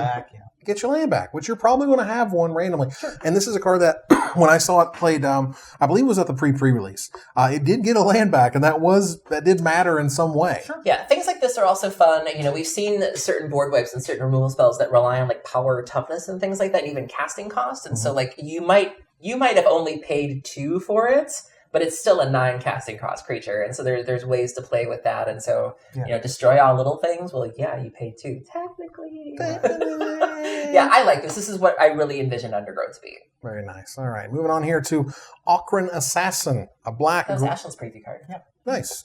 Black, a green, and generic mana for a 1/1 uncommon elf assassin with Death Touch, and all creatures able to block it must do so. I love it. Yeah, Death Touch Lure is a heck of a combination. I mean, what was the card when we were kids? It was Lure and Basilisk. Yeah. Or Cockatrice, which had the triggered ability of whenever it's blocked, you destroy it. Hey-o. This obviously needs to die itself, typically. But yeah, really good way to push through additional damage. Is this just a 3-mana board wipe? Is this? No, not Death necessarily. Touch is 1 damage. Okay. Right, okay. if you have a pump spell, then it can turn into okay, right. You need it to deal at least 1 damage to all the things. But also note, this is also just a way to get through with a bunch of damage. Yeah. Everything has to block this. Right. It's fine if you don't kill everything. Right. All your other creatures are going to get through. Guaranteed. And they rarely put this on a card for that very reason. I was going to say, I feel like I haven't seen this in a while. Yeah, it's been a hot minute because, again, it warps combat. Absolutely. Totally. So this is a card, you want to play in limited. You want to play all the copies you can find because it's Death Toucher. It kills whatever. But really, it lets your whole team get in, which is huge. Elf is relevant creature type. I'm anxious to see if any elves in any other formats want this. Mm-hmm. Assassin right there. Mm-hmm. All right. Pitiless Gorgon is 2. Pitiless Gorgon. Pitiless Gorgon. Death Touch on me. 2 green/black mana, 2 Golgari mana, and a generic mana. So 3 mana for a 2/2 common Gorgon. Love the flavor text. With Death Touch. The reign of the swarm begins. Let us rise now and dress ourselves in vengeance. Yes. They're very dramatic. Yeah. Tonight I'm dressing in vengeance. Yeah. And I dress you up in vengeance. In Madonna. This is like, I don't know if I've ever seen a common Gorgon before. I think so. In Khan's block. Has there? I believe so. Okay. Maybe. Well, I can't think of one, but it speaks to how, it's not a common thing to have common Gorgons. It seems like it's a creature type that doesn't show up all that often. So it's more uncommon. It's more uncommon. But what a great insult for someone Gorgon. You don't like. Like, you common Gorgon. Yeah, you common Gorgon. A pitiless Gorgon. But yeah, having a 2/2 Death Toucher in black or in green. Mm-hmm. This one, of all of the cards that have the split pips, seems like the one that is the most likely to not be in its natural guild. I expect this to show up more often in Celestia. I expect this to show up more often in Dimir. Mm-hmm. And yeah, it's just a solid card. Yeah, this is one of those that it's a very playable card. Yeah. It's good. It provides I'm always happy to have Daggerback Basilisk in my deck. I'm always happy to have just generic Death Touchers in my deck. Are you a Daggerback girl? I ain't no Daggerback girl. Wow. It's a fine card. Rhizome Lurcher is a black-green 2 generic mana for a 2/2 common fungus zombie with undergrowth that enters the battlefield with a number of +1/+1 counters on and equal to the number of creature cards. Is making me vomit in your graveyard. It's gross. I love it. I love the art of this. It's a fungus. I think the art is nifty. I think it's just frightening. I never really heard of the artist Matthias Kohlroas. You did a really nice job, Matthias, if you're watching. But yeah, it's fine. It's a fungus zombie. It's a nice way to fill your curve if you are in Golgari and Sealed. If it was my 4-drop, I'd be happy to play with it. I have no problem with it. This all you need is 2 in your graveyard to make it worth it already. It's already a 4/4 for 4 at that point. That is a very low bar. I think it takes more than that for Lurcher. Okay. It takes 2. Now, the real question is, it has the elk horns, but is it an Elmer for Marshall's Elk's tribal deck? Is this elk tribal? I would consider it close. I would say it's pretty close. It's a flavor call. Okay. Again, I think that you just need 2 creatures to make this thing great, or to make it go right, if you will. It's not an early pick for me. This is the pick that the Golgari player gets in the 7th to 12th arena. Like, okay. You mentioned even looking at signals, where if you get that, it's a pretty good sign that Golgari's open. Yes. Solid. This is a solid 4-drop. Yeah, I'm very happy with that card if I get it. Next up is Status and Statue, and we have a special guest to talk about it. Hello everybody, and welcome to another edition of The Magic. Let me try that again. Hey everybody, this is Eric Klug, perhaps better known as Klug Alters, and more recently the designer behind the Pro Tour Cube for Magic Online. The full Guilds of Ravnica spoiler dropped yesterday, and the kind folks at Magic Mike's have asked me to discuss a card as part of their set review. The card I chose is Status Statue, the split card. The reason I chose this card is because I've been playing Magic a fairly long time, long enough to be around for the release of the Invasion set that introduced split cards to Magic. Back then, the internet was still kind of in its infancy. Spoiler season definitely wasn't the event that it is now. And for me at least, it wasn't uncommon to open up a pack of Magic and see new cards for the very first time. And that was my experience with split cards. I opened up a Fire Ice and had no idea what I was looking at. To be honest, at first I kind of thought it was maybe a misprint. But once I found out it wasn't, how do you even cast this card? Do you get both effects? Or it was really actually kind of exciting. And now my hope is that a new player opens up a pack of Guilds and has that same experience that I had 18 years ago. So, Status Statue. Status is an instant for a single green-black hybrid mana. It gives target creature +1/+1 and Death Touch until end of turn. And Statue is also an instant for 2, a black and a green, to destroy an artifact, a creature, or an enchantment. Strong card. It's a strong removal spell. It's a strong combat trick.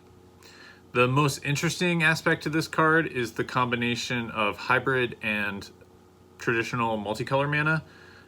That's across the board the same for all split cards in Guilds of Ravnica. It's a really neat twist that they haven't done before for the card type. And I think that's cool because I'm excited to play Status Statue in a deck that's splashing black or green because you can always cast Status, or you'll almost always be able to cast Status, even if you don't have access to that splash color yet. So that's really cool. I'm a limited player at heart and excited to just first pick this card. I think it's really strong. It's definitely going to get a tryout in the other cube that I own, the Common Uncommon cube. And who knows, it is perhaps strong enough to see enough constructed play that maybe it someday wins a Pro Tour and gets added to the Pro Tour cube. Anyway, that's Status Statue. I'm excited for Guilds of Ravnica. You should be too. And I'll see everyone in the draft queues. Bye. Very nice. Thank you, Mr. Klug, for participating in our complete set review. Yeah, you know what I want to do? What's that? Don't judge me. Oh, God. I'm going to put that on a Goblin Chain Whirler. Chain Whirler on the stack. Status. Aaron wants to cast a Goblin Chain Whirler. First of all, that's pretty impressive with no mountain on the wall. But that's especially good in Two-Headed Giant, where your teammate is playing mono red, so they always get the turn 3 Chain Whirler. Then you can status. I mean, I would even accept for the purposes of the sealed format. There's that giant, the 4 and 2, 1, the 4 white and the red. Oh, the sweep, sure. The sweep one, he does 1 damage to everything. And just have your really sweet opponent, your really sweet partner for Two-Headed Giant. Like, boop. Destroy your world. Let me improve your status. Wow. Yeah. And meanwhile, Statue, especially for the Commons on Commons cube, they don't really have this effect. I mean, they got it's very Putrefy. Rare. They got Putrefy, but that can't take care of everything. I mean, Assassin's Trophy has really kind of solidified Golgari as being sort of they can really kind of deal with most anything. And we've seen it with Replicate, we've seen it with Putrefy, we've seen it with Gaze of Granite, Pernicious Deed, things of that nature. You know, Golgari has never had a problem with dealing with things, and that's a really nice statue. It's just a nice middle of the ground, artifact, creature, enchantment, we got you. Yeah. And so even if you don't necessarily need the combat trick aspect, the other side will come in handy too. I can absolutely see this seeing constructive play. For sure. It's just so versatile. Yeah. Like, it's so useful in all the different ways. This is a 100% easily first pick and or second pick card. This is the type of card that when you get past it, you're like, oh, you're not Golgari. Right. You're not anywhere close to it. Klug brings up a really interesting point, which is that you can be playing Celestia, you can be playing Dimir, and be splashing one, maybe a Locket, you can be splashing 1, 2, 3 other sources, just so happen to be able to cast Statue when you want, if you need to, but most of the time it is status with your just barely splashing cards. Absolutely. Yeah, and Statue is so good. Again, the flexibility of these cards is incredible. They've really, really pushed the idea that more options means more fun, and that's where you choose one or both comes up a lot. And I just feel like that philosophy has really taken hold in R&D, that if we give you the different paths to choose, that's better than this one path, which may be good, but maybe both paths are good. It also really locks you into it, where like you're looking at this card and you're like, "Ooh, this is not what I need right now." Whereas if it's, this really tailors it to where you are in the game. Do you need to be aggressive? Well, you have that. Do you need a removal spell? There's that.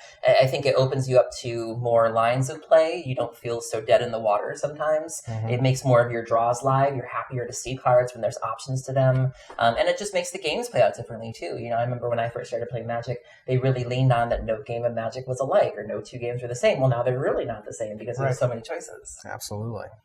Moving on here to Swarm Guild Mage. The Golgari Guild Mage is a black and a green for a 2/2 uncommon elf shaman.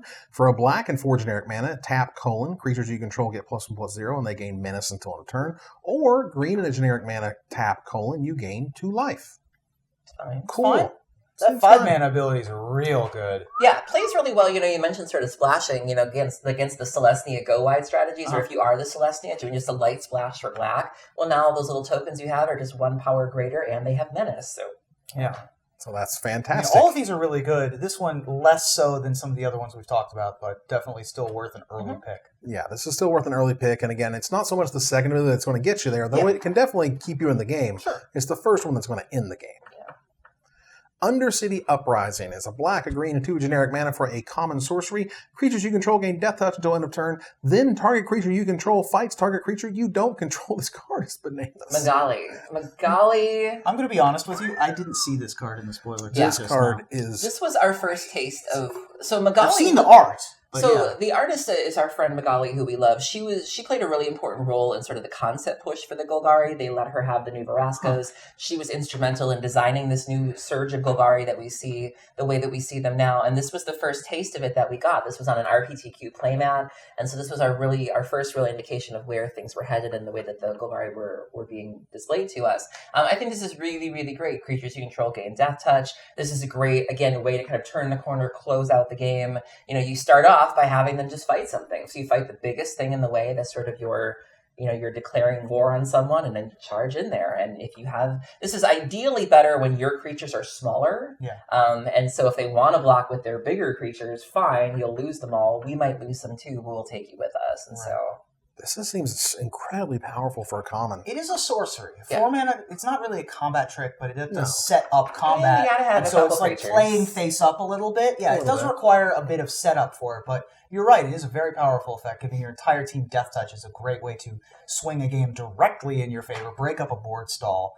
And the fight aspect, obviously, very powerful as well. The flavor text and the art certainly cluing back into that political rivalry nature between the Gorgons and the Elves and the Golgari, which I am all here for. Which is great. I just, again, for me, it's basically bone splinters is what you're doing first. And then all your guys get death touch. Here. You see more of the zombie, or you see more of the elf, and then some the of the bug thing on the elementals, right. Right. Getting all the people on her side. Absolutely. But again, when all of your team gains death touch, you usually just swing right out. And you're like, whatever you want to trade with, buddy, it's fine with me. Go right ahead, friend. This is a card that's like, it's weird that it's very, very good. But it's almost so good that I don't want to run more than 1, maybe 2 copies max. You don't want Sorcery, 4 mana. Right. It is a fight. So it does give you the fight angle. So if you have a 3/7 or a 1/6 or something like that. You kill anything. Right. Anything you can target. Right. Will die. So it's a 4 mana Bone Splinters, which is good. And then probably we'll be able to push through some extra damage, which is also good. Yeah, this card is unique. It's weird.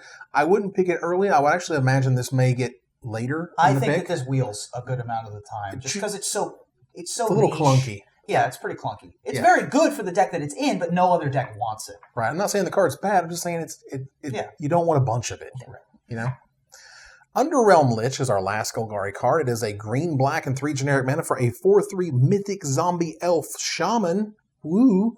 If you would draw a card, instead look at the top 3 cards of your library, then put 1 into your hand and the rest into your graveyard. Pay 4 life, it gains indestructible until end of turn. Tap it. Which is the new regenerate. Yeah, so it's important to note that it says if you would draw a card. So I'm under the impression that this is like any way you would draw a card, not just your first draw of the turn. This replaces your draw. That's really, really good. I've had a lot of success with Tigum. Tigum Sidisi's Hand in my Mildrotha EDH deck, which is a way to, again, be able to kind of filter your draws, but also feel your graveyard as well. Odds are you're putting things in the graveyard you're happy to kind of see go, like you're fine with that. Right. Giving a little bit of survivability is really good. A 4/3 body isn't bad. Zombie, Elf, Shaman, at least 2 relevant creature types in Zombie and Elf. I really like this card. This card's bananas. Card's really good. 4 power, indestructible for 5. This is a huge mega bomb. You draft this card and try to play it as often as you possibly can. The replacement effect also very similar to a card called Tomorrow, a Zombie's Familiar. Although fueling your graveyard, much better than putting cards on the bottom of your library, and being indestructible, much better than whatever Tomorrow, a Zombie's Familiar has. I think it had flying. Something or other. Yeah, this card just takes over a game as soon as it hits. It lets you filter. It lets you stay in play forever. Just an extremely potent card. Yeah, this is a first pick windmill slam. I'm going to Golgari this draft. Thank you very much type of card, because that ability is insane. Like, this is where you want to play the black, green, blue, surveil, Golgari craziness, because once this guy is out, it's just bananas. Yep. It's crazy. Absolutely. Yeah. After Underrealm Lich comes the Queen. Yas Queen. Yeah, there we go. Now, Aaron, we saved the best for last. Again, Magali. This is just Magali stepping up her game in a way that I've never imagined before. So, Vraska Golgari Queen is 2 colorless, a black and a green. She's legendary planeswalker. Vraska starts off with 4 loyalty. You can +2 her. You may sacrifice another permanent. If you do, you gain 1 life and draw a card. Obviously, we've covered disposable things that you're happy to kind of get rid of, like your Glowspore Shamans, your Citrus Suppliers. I think you can even... So, if you put a dead weight on something... Could you then sacrifice that dead weight? Yeah, sure. There's lots of things. There's kind of things you can sacrifice and feed that. We got the Barrier of Bones that we opened with. Bone barrier. Barrier of Bones was our one bookend, Absolutely. And now our other bookend is Vraska. That's a perfect thing to sacrifice. Exactly. So you can -3 her to destroy target non-land permanent with converted mana cost 3 or less. Again, Golgari kind of showing that they're very good at dealing with whatever's bothering them, artifacts, enchantments, what have you. Call back to Abrupt Decay. -9, you get an emblem with whenever a creature you control deals combat damage to a player, that player loses the game. That is a callback to the original Vraska, who had 3 assassins, and if the assassins got through in her ultimate, you won the game. This is just any creature now. So, if you have, again, if you're splashing and you go Celestia and you go wide, get that one little 1/1 Saproling or something in there, you win the game. And so there's a lot of really neat callbacks to previous iterations of Vraska, along with kind of showing some growth along with her character. She's kind of entered what I call her grown and sexy phase. She's very confident. She's very mature. And I just love everything Magali did with this push. And one of the things I really like about this card is when the card first came out, a lot of the feedback I saw on social media was that people were happy that she didn't seem forced. A lot of the complaints around the most recent Chandra was that people were just jamming her in decks, whether or not she was the best fit for them. Right. Whereas this Vraska is very build around. And a lot of people were like, I like that. I like the opportunity to build around as opposed to going, it's the colors I play, it's a good mana cost, get in there. And so I appreciate that people want to do something with her other than just jam her in decks. Nice. And so I'm anxious to see what people come up with.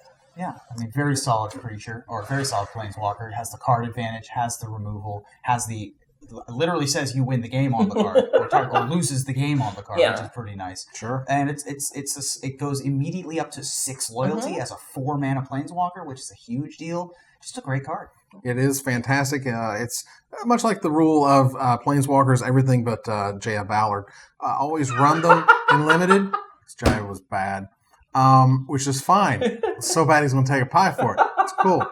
This card's fantastic. Yeah. This card is great. Easy first pick. You always play it. You're happy to play it. It puts you in Golgari. You're fine with that. You don't even need to sacrifice stuff for the +2. It is a May ability. Mm-hmm. You can just be like, I'm good. That's a call. Even the first one, I remember the first Vraska, it was it had that weird death touch thing. Mm-hmm. You would play that actually against control decks, and you would +1 if they have no creatures. Right. It's fine. You just need to get to your ultimate. Yeah, whatever. It's no big deal. I mean, exactly. And you have to remember that every green card, every black-green card that you see can be fueled by Llanowar Elves. This is a turn 3 Vraska. That you can sacrifice that land world too if you want to. Oh, yeah. And again, this you have is... the Mood Painter to possibly give something Menace for that last ultimate and be like, what you have only 1 creature? Okay, Menace, die. Like, Very good. Yeah, that's what happens. Vraska is just amazing. And what is amazing is that we're over halfway there. oh my goodness. We have finished all of the black, all of the Golgari cards, and our complete set review of Guilds of Ravnica. We thank you all for hanging out, talking Thank about you. the new set, which is great. Thank you very much to all our Kickstarter backers to make this happen. I am Evan Irwin, I'm Aaron Campbell. I'm Ruben Bressler. and we tapped all the cards so you didn't have to.